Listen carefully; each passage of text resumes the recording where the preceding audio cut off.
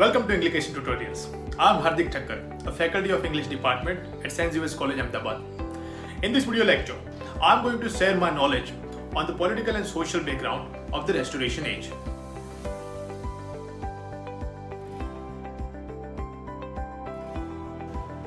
The term Restoration refers to the restored monarchy of Charles II. Charles II was the son of executed and beheaded Charles I. Students, you already know that after the death of Elizabeth I in 1603, James I was called for ruling England. James I ruled England during 1603 to 1625. After his death, his egoistic son Charles I was enthroned to rule England. But as he was egoistic and not suitable to the taste of Parliament and people, he was beheaded in 1649. And after this period, England became kingless, devoid of monarchy.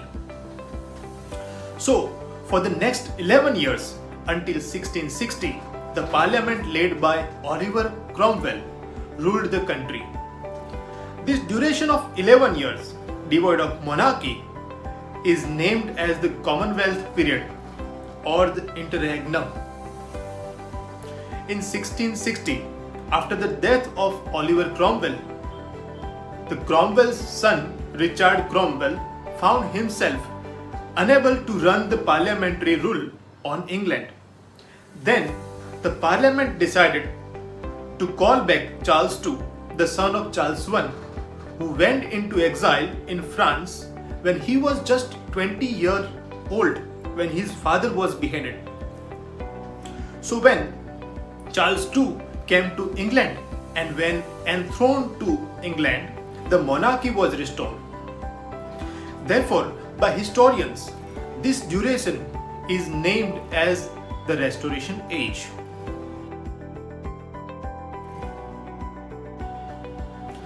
Charles II was unlike his father, not egoistic but a jolly person who had French taste due to his upbringing in France during his exile.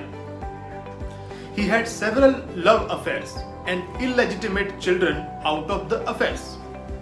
He was quite interested in literature and had great love for theatre.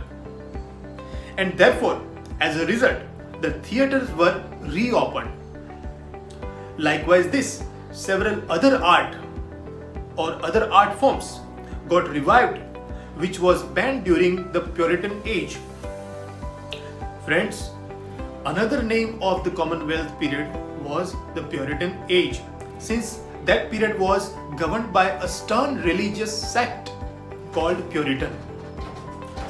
On his returning to the throne, Charles II signed the Act of Oblivion. According to this act, he wanted to punish anyone, whoever was directly or indirectly involved in his father's execution.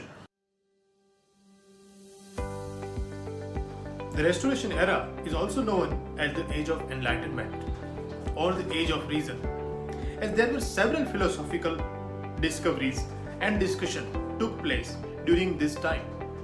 The birth of the Royal Society of London in November 1660 was a very crucial and important incident that happened to induce the philosophical and scientific spirit to the age. We got John Locke philosophy, who gave a slogan of tabula rasa. We got Newton's gravitational theories. With this, the writing of this time too was becoming more and more scientific and reason-based. Restoration era was full of political upheaval, political differences and standpoints. Therefore, this era witnessed the birth of two political parties, Whig and Tory. Whig was with the opinion of Parliament and people, whereas Tory was with the opinion of Crown and Royal Ministry. These political parties had always clashed and different opinions when it came to take any political decision or any matter. Whig wanted to wage war with other countries as war used to benefit the traders in spreading their business across the globe. Since weak politicians were basically businessmen, whereas Tory never used to prefer war, since waging war was always the matter of the treasure of the kingdom. Sometimes to gain the favor of public or public opinion and influence the people for gaining their favor. These parties, Tory and Whig, used to hire writers to write political tracts or pamphlets favoring their party. This is how pamphleteering got its birth in this era. Something that the common people of this period suffered was more than one can imagine. The poor class of this period was heavily affected by the Great Plague of London in 1665 and the Great Fire of London in 1666. While the poor class and the common people were suffering due to this pandemic and the hazard, the aristocrat and the royals were careless and self-centered and irresponsible towards what was happening to the common people, as they had moral and ethical laxity. On the other hand, they were very busy in celebrating their social and political gatherings and function. This was the seamy side of this age.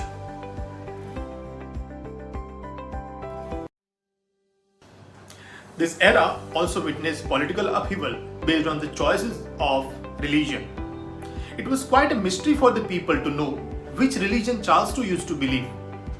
But people were quite sure and were afraid of his brother James II, who was a stern believer of Catholics and was a succeeding heir to the throne, as Charles II hadn't any legitimate male heir to the throne. On the other hand, Charles II used to favor his brother and was quite happy in making James II his heir to the throne. A very well-known political satire, Absalom and Achitophel, was expressed by John Dryden, referring to this incident.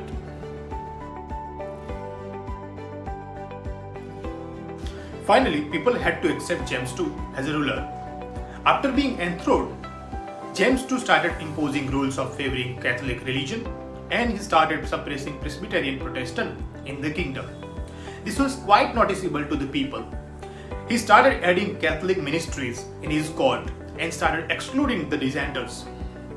It was until in 1688, when on the birth of the male child to James II, parliamentarian and the people and his court ministry didn't take any consolidated steps to dethrone James II.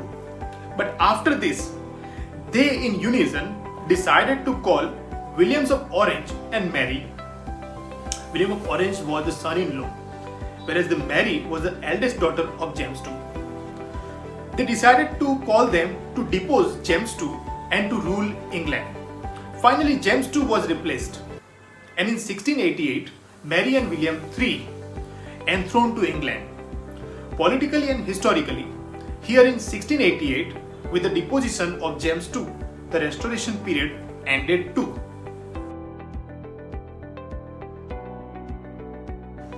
In 1689, with the Bill of Rights, the absolute monarchy ended.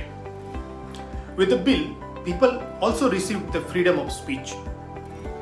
After this, the Toleration Act was also signed, and according to that act, monarchy cannot suppress dissenters, especially Presbyterian Protestants.